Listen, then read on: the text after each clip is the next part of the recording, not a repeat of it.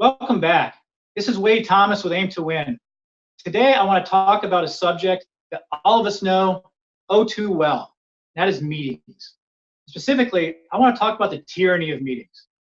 Meetings are the single biggest drain on productivity in the Western world, maybe that we've ever known. It's really, I talk to people over and over again. I go into organizations, and the thing I hear more than anything else is meetings. Meetings are the bane of our existence. Meetings just crush the industrialized world. So, some statistics to prove this out. First of all, since the year 2000, time spent in meetings has gone up 10% a year. So, those of us who have studied compound interest or have a 401k know that 10% a year is a lot. And so, we have this compounded meeting time adding on more and more and more. And it just crushes not just productivity, but the soul of our employees. Unproductive meetings cost US companies alone $37 billion a year. Think about that number. Think about if you could add $37 billion back into the economy, just on meetings alone. And by the way, that's a conservative estimate. Executives surveyed last year viewed 67% of meetings as failures. So not only are we in all these meetings, but they're not good. We see them as failures. And believe me, as I talk to people or as I sit in meetings myself, that 67% may very well be low. Executives average 23 hours per week in meetings. And by the way, a simple status update meeting on average creates 4 hours of preparation time. So add all that up, when does the work get done? So what do we do about this tyranny of meetings? Well, as a leader, it's up to you. You have to help solve this problem. You need to figure out how we can get these meetings under control. I'm not saying meetings are all bad. Meetings have their purpose. But the problem is so many times we don't achieve that purpose for a number of reasons. So what I want you to do, I want you to think about is a series of questions. When you're thinking about planning a meeting, rather than go to your administrative assistant or go to Microsoft Outlook and plan an hour meeting with whoever you can find on the list, I want you to ask these questions. First of all, is the meeting delivering value? This is a deeper question. You can make the argument that every meeting delivers some level of value. I don't know if I'd agree with you, but you can make that argument. But really what you're after here is you want to calculate the return on investment, the ROI of the meeting. Think about the cost. This is a great exercise. Add up the cost of everybody's time that's in that meeting. Believe me, your eyes will open wide when you see that number. And then you have to ask yourself, is the output from that meeting going to be worth that cost? If not, then maybe you should do something different. The second question is meeting the best solution for what you're trying to accomplish? Now, the interesting thing here is we always go to meeting first.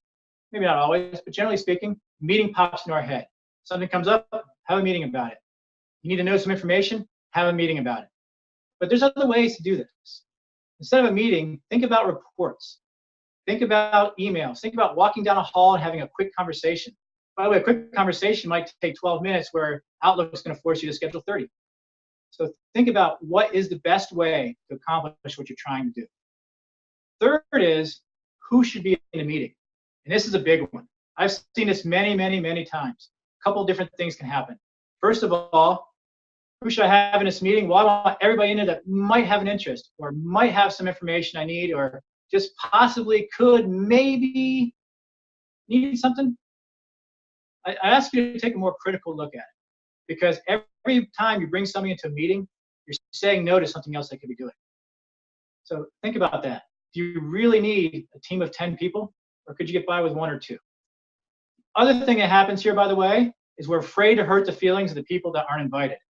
And we just talked about how everybody sees meetings as the bane of their existence, yet we're worried about hurting their feelings because they're not invited. That just doesn't make sense. So really get over those mindset issues and think about who should be in that meeting. The next one is how long. How long should the meeting be? Well, obviously 30 minutes or an hour at the minimum because that's what Microsoft Outlook and other scheduling tools allow. Well, I warn you, you need to get out of the oppression of Microsoft Outlook. you can actually schedule a 15-minute meeting in there. You may have to take a class and learn how to do it, but it's well worth your time. So think about how long that meeting needs to be. And if you scale it down, you'll find that people will scale down with it. So many times we might schedule an hour-long meeting with 30 minutes of content, and people make up stuff to fill the time. Next is, can you combine a couple meetings? There's a lot of efficiencies that happen when you combine meetings. So rather than have a 15-minute meeting on, no, we don't do 15-minute meetings, sorry, 30-minute meeting on Tuesday, and then an hour meeting on Thursday, maybe you can put them both together and come up with 1 hour meeting instead of 90 minutes total time. Another thing, and this is something that really bothers me, I see this a lot when I'm out working with companies, and that is, think about the priorities. So in most companies, you're in the last month of the year, especially public companies, there's a lot of focus on delivering the annual results or delivering the quarter, or whatever it may be. Everybody's really, really working hard. And then we see some meeting about planning for 3 years from now. Okay, it's good to plan for 3 years from now. I think it's very important. But do you really want to put it there in the last week when everybody's working hard, working 70-hour weeks, trying to get those last units out? It's probably not the right time. And one last thing, if you do go through all this and you feel like you still have to have the meeting, for God's sake, have an agenda. 37% of meetings in the US have agendas. 37%, a third. Think about that. Think about all the lost productivity that happens because there's no agenda, all the wasted time in that meeting because you can't stay focused. So I want you to think about that before you have the meeting, ask yourself these questions. Go through it.